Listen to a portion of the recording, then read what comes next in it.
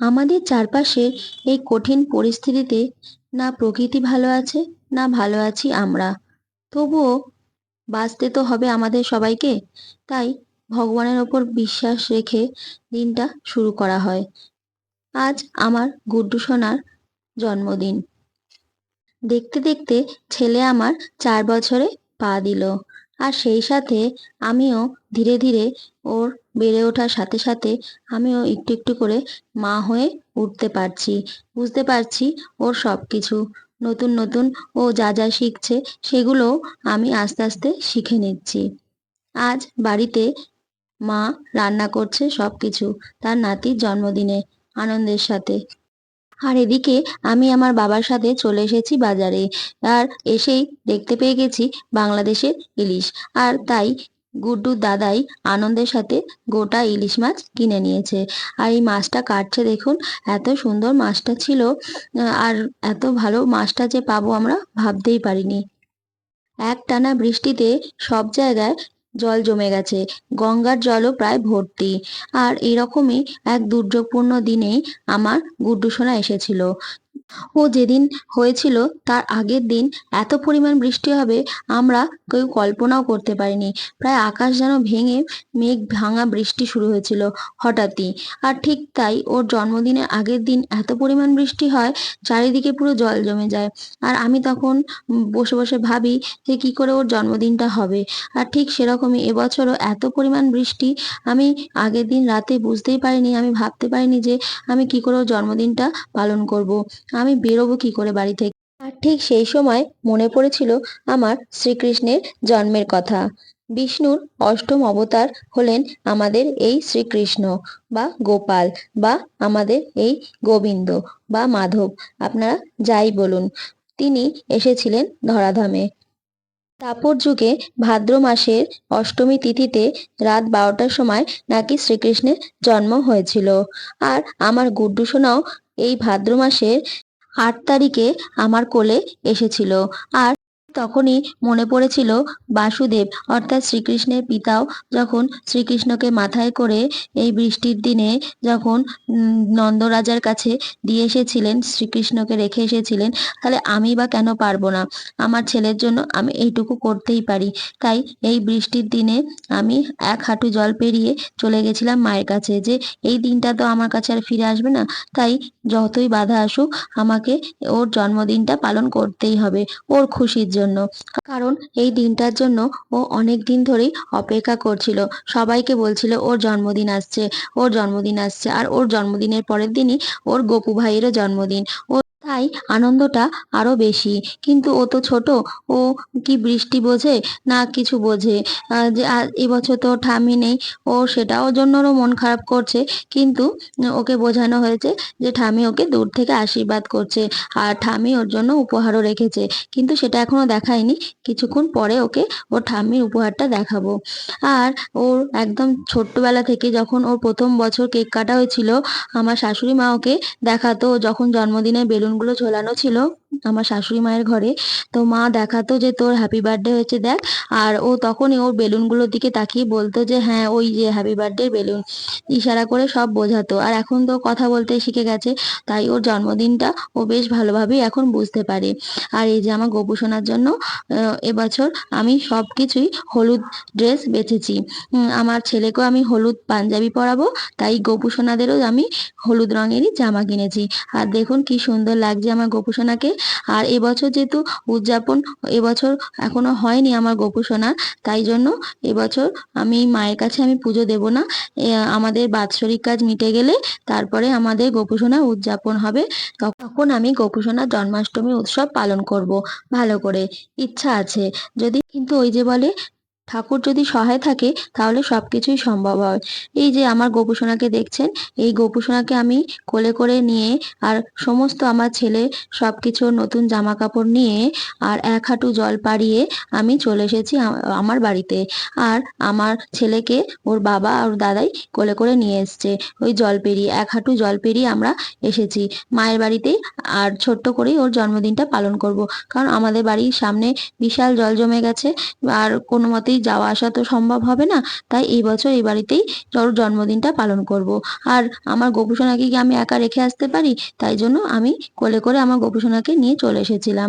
আর আমার ছেলের জন্মদিনে আমার গোপুসোনাকে সুন্দর করে সাজাবো না, তা কি হয়? এই যে দেখুন, আমি গোপুসোনাকে আগে স্নান করিয়ে তারপরে ওকেও আমি নতুন ড্রেস পরিয়ে আমি পুজো দিয়ে দিলাম। এরপর ওর পাপা আর ওর বায়না যে এবার ওর বার্থডের কেক, এবার বার্থডের কেকটা এবছর ভেবেছিলাম বোন তো আসতে পারেনি, তো বোন যেদিন আসবে সেদিন কাটা হবে, কিন্তু ছেলের বায়না যে কেক কাটবই, তারপরে কেক চাই। ওর তো একটাই গিফট হচ্ছে কেক চাই, কিন্তু কি আর করা যাবে, তো আমরা বেরিয়ে গেলাম।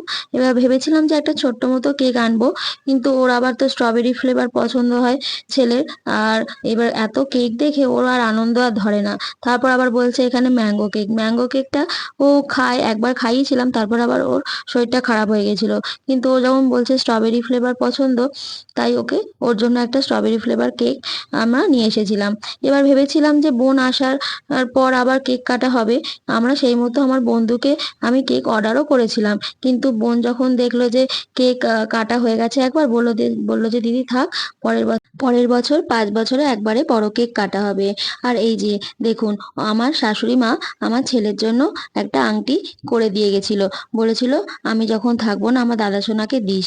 আর ঠিক তাই হলো, আমার শাশুড়ি মা তো নেই, তাই জন্য ওর ঠাম্মির আংটিটা ওকে আমি দিলাম, বললাম যে এই যে তোমার ঠাম্মি দিয়েছে। আর এইখানে দেখুন রুপোর পেন, এটা আমার বড় মাসি ওকে দিয়েছে। এখন যেহেতু ও পেন পেন্সিল বুঝতে শিখেছে, আর এই যে দেখুন কেমন করে দেখছে পেনটা।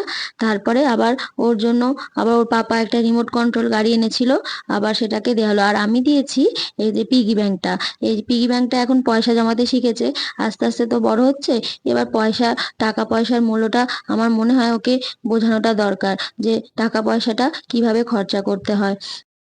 বাবা মা দিয়েছে একটা ড্রেস, আর মা বলছিল রুপোর বাটি চামচ, কিন্তু এখন এই মুহূর্তে কলকাতায় যাওয়ার মতো পরিস্থিতি নেই, তাই জন্য আমরা পরে কিনবো।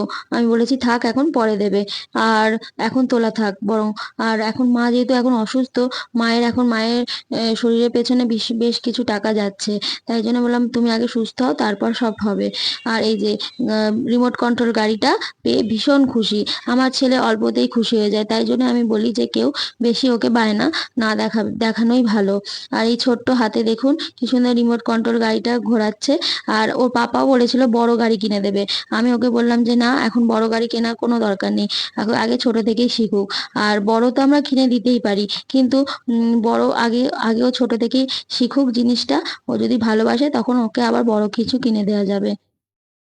আমি দেখেছি, লক্ষ্য করেছি ছোট বাচ্চারা বেশি কিছু চায় না, ওরা অল্পতেই খুশি হয়ে যায়, আর আমরাই বরং ওদের বায়নাটা দেখাই। এরপরে খাবার টাইম হয়ে যাচ্ছিল, আমি ওকে তা খাওয়াতে বসালাম, নাহলে একবার খেলায় ঢুকে পড়লে আর সে খেতে চাইবে না। আর দেখুন মা এখানে ভেজে দিয়েছে ওকে 7 রকম ভাজা, আলু ভাজা, কাঁচকলা ভাজা, একটু বেগুন ভাজা, পটল ভাজা, কুমড়ো ভাজা, ইলিশ মাছ ভাজা, বড়ি ভাজা, আর এখানে 7 রকম মিষ্টি, আর একটু পায়েস, দই, আর ওর যা যা পছন্দ, ওর চিপস, চকলেট, সমস্ত কিছু। আর ওই যে প্রিঙ্গেলস চিপসটা হচ্ছে ওর সব থেকে ফেভারিট, ওটা তো আগে থেকে খাওয়া শুরু করে দিয়েছে। আর একটু ফল, আর ওর জন্য এটাই একদম ঠিকঠাক। কারণ দ্বিতীয় বছর জন্মদিনে আমরা অনেক কিছু আয়োজন করেছিলাম ওর জন্য, আর সেই মতো সমস্ত কিছু প্রস্তুত হয়ে গেছিল। কিন্তু জন্মদিনের ঠিক আগের দিন রাতে ওর খুবই অসুস্থ হয়ে পড়েছিল, এমনকি হসপিটালেও ভর্তি করতে হয়েছিল। তাই সেই ভয়ে আমরা, শাশুড়ি মা বলেছিল যতক্ষণ না 5 বছর হচ্ছে ততক্ষণ হালকাভাবে ছোট করেই ওর জন্মদিনটা যেন পালন করা হয়।